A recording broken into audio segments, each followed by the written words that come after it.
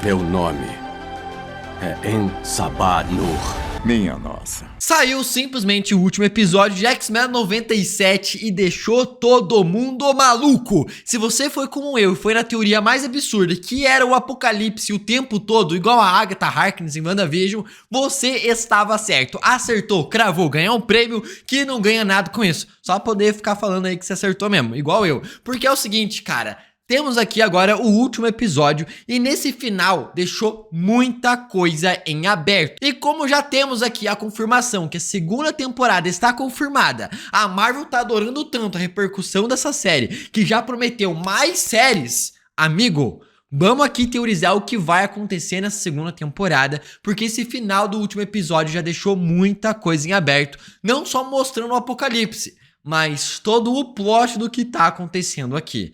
Pra quem não sabe, simplesmente toda essa temporada se gira em torno da origem do Cable. Não só a origem do Cable, mas eu acho que a segunda temporada também vai adaptar uma boa parte desta origem. Até porque a gente vê ali o Cablezinho adolescente, podemos dizer assim. Eu não sinto motivo pra ter medo. Nathan. Vem. Simplesmente o Bishop fala no final que os X-Men não morreram, mas sim foram tirados do tempo. E o que acontece aqui? Mas é menos uma questão sobre onde e mais sobre quando. No final ali, quando o asteroide acaba sumindo no ar, simplesmente, certamente quem acabou fazendo tudo isso aqui foi o Apocalipse, porque na cena pós-créditos o Apocalipse está no presente, pegando dos escombros de Genosha o corpo do Gambit já morto. Pra quem não sabe, o Apocalipse tem esse poder aí mesmo, cara, de pegar uma pessoa ali que já morreu praticamente, trazer ela de volta à vida como um dos seus cavaleiros do Apocalipse. Ele deve ter tirado os mutantes ali, os X-Men, do presente para conseguir dominar o presente, trabalhando assim o arco da Era do Apocalipse nos quadrinhos. Em outra partida ali, em um outro canto ali da história, temos vários X-Men ficando presos 3.000 anos antes de Cristo, aonde vai contar para nós como funciona agora a origem do Apocalipse, um dos maiores vilões dos X-Men de todos os tempos. Cara, quem era igual eu aí e jogava o joguinho para PlayStation 2, X-Men Apocalipse? Cara, era meio que um joguinho de RPG, você tinha a tua equipe ali, montava. Cara, era simplesmente insano, tá? Simplesmente insano. Perdi bons dias da minha vida jogando esse videogame. Enfim, aqui eles acabam conhecendo En-Sabah-Nur, que é justamente o cara que vai se tornar o Apocalipse. Meio que nesse período aí mesmo. Até porque o quê? Em 3.000 anos antes de Cristo, temos meio que a origem do En-Sabah-Nur, que está totalmente atrelada com a história de quem? Kang o Conquistador. Sim, Kang o Conquistador já foi Ramatut, um faraó do Antigo Egito que rolou uma baita treta ali com o próprio Apocalipse. Queria utilizar o Apocalipse como meio que o seu herdeiro de tudo, digamos assim. Só que o Apocalipse se revolta porque o Ramatut matou meio que o cara que cuidava dele. Ele decide matar todo mundo. O Kang o Conquistador sai vazado do passado e o En-Sabah-Nur acaba se tornando o Apocalipse, despertando todo o seu gene mutante e começando assim a sua conquista. Então o que sabemos é que uma parte da segunda temporada vai adaptar este passado e a origem do En-Sabah-Nur. Pode deixar aí 1 ou 2 episódios contando essa parte aqui. Em outro lado, temos o Scott Summers e a Jean Grey lá no futuro, quase 4.000 anos antes do futuro. O que eles acabam encontrando aqui? Um povo chamado de clã Askani. E eles se encontram com uma personagem que se fala assim: eu sou a mãe Askani. Essa aqui é a Rachel Summers, cara. Meio que a filha, tanto do Ciclope com a Jean Grey de fato. Só que de uma outra linha temporal. E ela acaba ficando aqui presa para meio que cuidar do próximo Messias, do cara que pode salvar tudo, que é justamente o Cable. Podem me chamar de Mãe Askani, líder do clã Askani. E toda essa parte aqui, que muito provavelmente vão adaptar na segunda temporada, vai acabar sendo o arco As Aventuras de Ciclope e Fênix, aonde trabalha toda uma história ali deles sendo levados para o futuro. Nos quadrinhos eles são colocados ali, a mente deles viajam para o futuro em corpos de outras pessoas. Aqui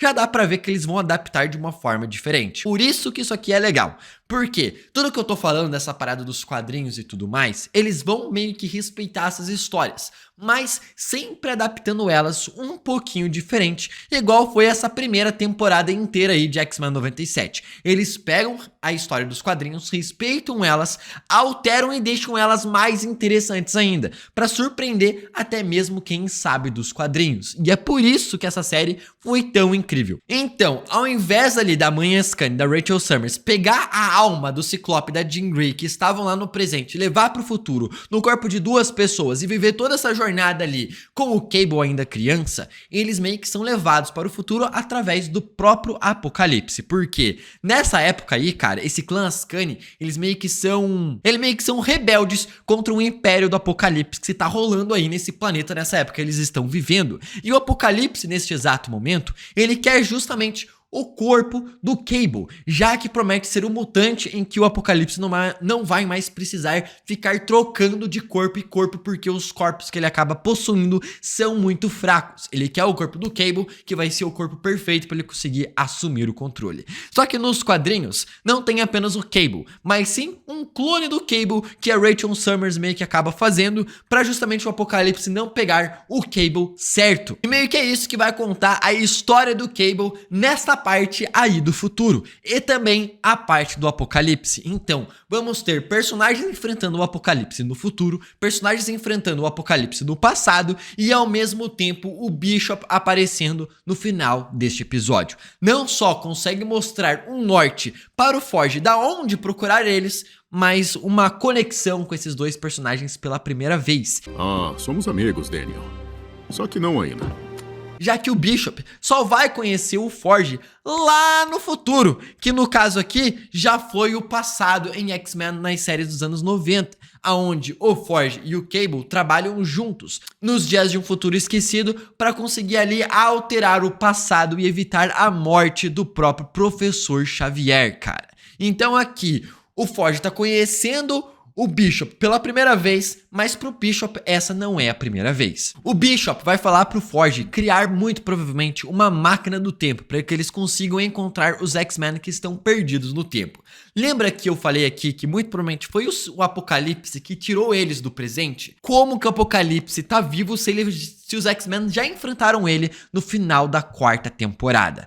É o seguinte, no final da quarta temporada, o Bishop acaba ficando preso. O Bishop acaba ficando preso no eixo do tempo, que é meio que o local onde todas as pessoas que fazem uma viagem no tempo têm que acabar passando por esta rota. Quem tira o Bishop do caminho que ele estava na hora de viajar no tempo, depois de ter conseguido evitar a morte do Professor Xavier, detalhe que eu tô falando aqui, a morte do Professor Xavier já pela segunda vez, isso aqui é importante, tá?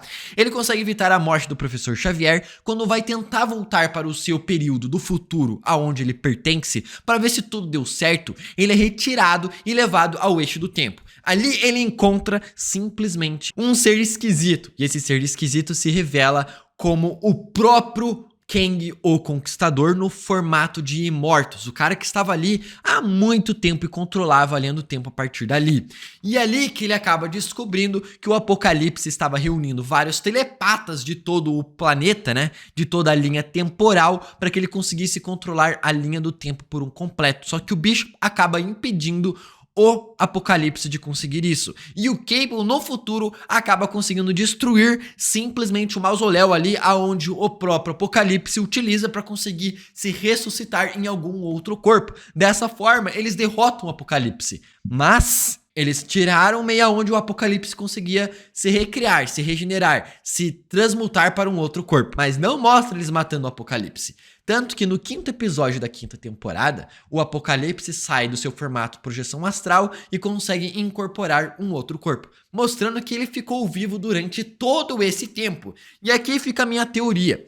Lembra que o Cable, quando tentava voltar no passado e alterar os eventos de Genosha, ele não conseguia alterar porque o tempo não deixava ele fazer isso? Cara, e se o tempo não foi sempre o Apocalipse? Sim. Eu tentei de tudo, várias e várias vezes. Sempre que tentamos impedir o ataque em Genosha, somos arrancados temporalmente do evento. Então é muito provável que o Apocalipse ficou todo esse tempo no eixo do tempo, ali manipulando a linha do tempo também, cara. Sem os X-Men saber, ele apenas esperou o momento exato. E agora que a gente tá vendo aqui o Bishop novamente sendo trabalhado e os X-Men fora da linha do tempo, tem todo um dilema aqui, cara. Se você for parar pra pensar, tem meio que um loop temporal que pode estar acontecendo. Por quê? Se os X-Men deixam lá o Professor Xavier morrer, o que acontece? As máquinas acabam dominando tudo e o Apocalipse acaba controlando o futuro, que já foi mostrado ali na 4ª temporada em X-Men Dias de um Futuro Esquecido. Na 3ª temporada, se eu não me engano, em um arco adaptado antes, nos anos 90 dos X-Men. Se o Professor Xavier fica vivo, o que acontece? O Nimrod infecta o pai do Bastion, transformando assim o Bastion à existência e levando a todo esse conflito. Ou seja, ou vai ter o problema do Bastion, ou vai ter o problema do Apocalipse. E aqui a gente acaba descobrindo que muito provavelmente o Apocalipse conseguiu manipular toda essa história de viagem no tempo, alterar diferentes períodos temporais para que a história acontecesse do jeito que ele quisesse. E aí temos o Cable, que tenta ficar impedindo toda essa história do Apocalipse e meio que nunca tem fim. É uma guerra de viagens no tempo, tentando alterar, manipular a realidade para ver como que o futuro vai acabar ficando. Bem para os mutantes, bem para os humanos, bem para as máquinas ou bem para o Apocalipse. Cara, é meio que uma parada que não tem fim. E é por isso que X-Men é uma completa bagunça. É bom, é muito bom, mas é uma completa bagunça de viagem no tempo. Então eu acho que é pra esse lado que eles vão acabar indo nessa 2ª temporada. O lado bom é que o mesmo roteirista, criador e produtor da 1ª temporada de X-Men também já acabou fazendo o roteiro da 2ª temporada. Então a gente pode ter certeza que essa 2ª temporada pode ser tão boa quanto ou até melhor que esta 1ª temporada de X-Men 97. É claro que tudo isso aqui que eu tô falando é com base em teorias ainda mais estabelecidas através dos quadrinhos da Marvel dos X-Men.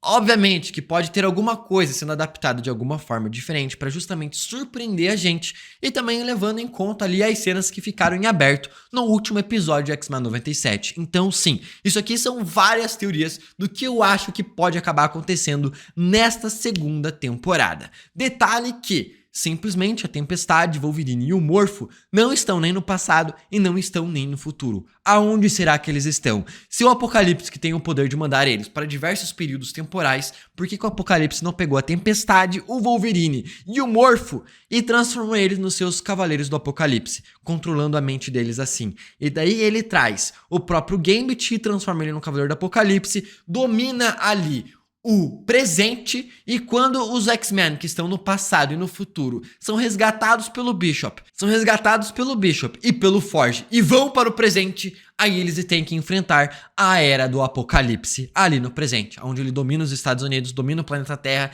e é uma completa loucura. Vamos ver o que vai acabar acontecendo. Vamos ver. É só sei de uma coisa, loucura atrás de loucura. Quero saber a sua teoria. Fala aí embaixo nos comentários. E o que eu tô torcendo aqui, a dubladora da Vampira já disse que já dublou todas as suas falas da 2ª temporada.